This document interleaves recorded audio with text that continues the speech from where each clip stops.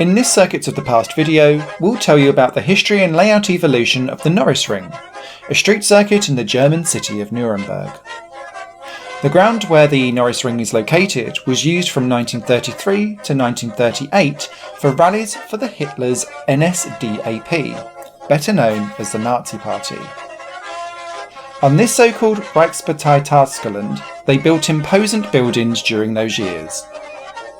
One of them was the huge stone Zeppelin grandstand, complete with the platform where Hitler held his speeches.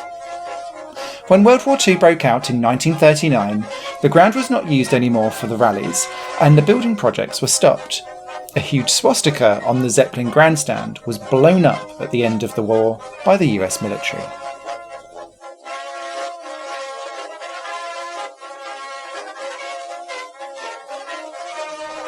In 1947, they used the site for the first time for motorcycle races.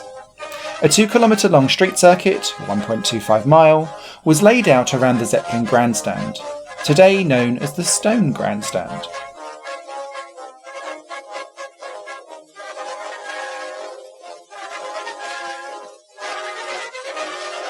The driving direction of the circuit was anti-clockwise.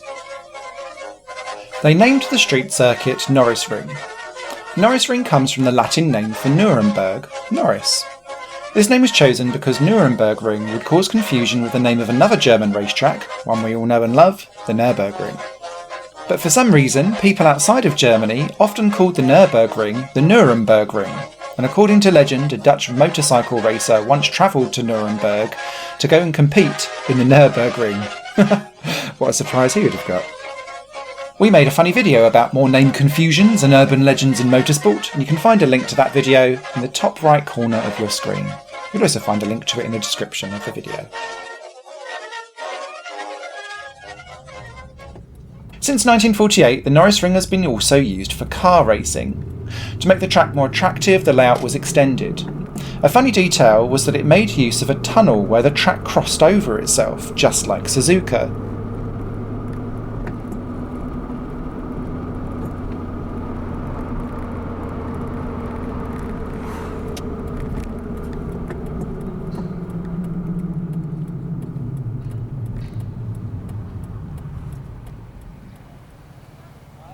The straight in front of the stone grandstand was now separated into 2 parts, driven in opposite directions.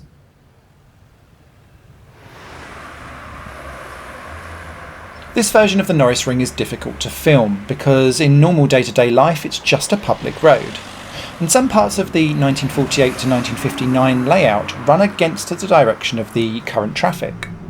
Fortunately, when Hermann filmed this footage, the roads were in road works and traffic was being diverted in the opposite lane. If there's a will, there's a way. Hermann will find it.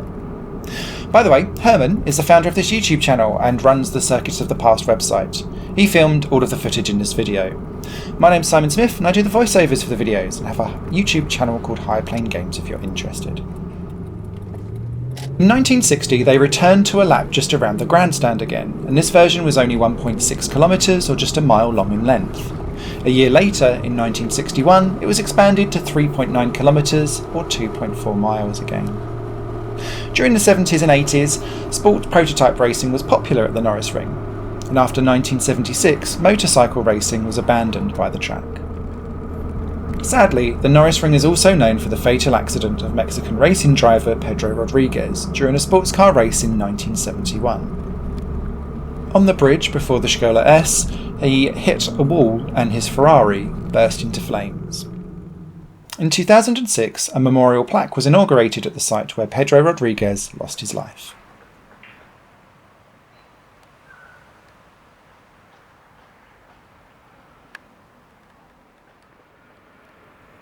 To improve safety after the fatal accident, the Grundig hairpin was moved for the 1972 season. This was to reduce speed when crossing over the bridge. The Norris Ring was now a 2.3 kilometres or 1.4 mile long track, and this layout has not been changed to this day.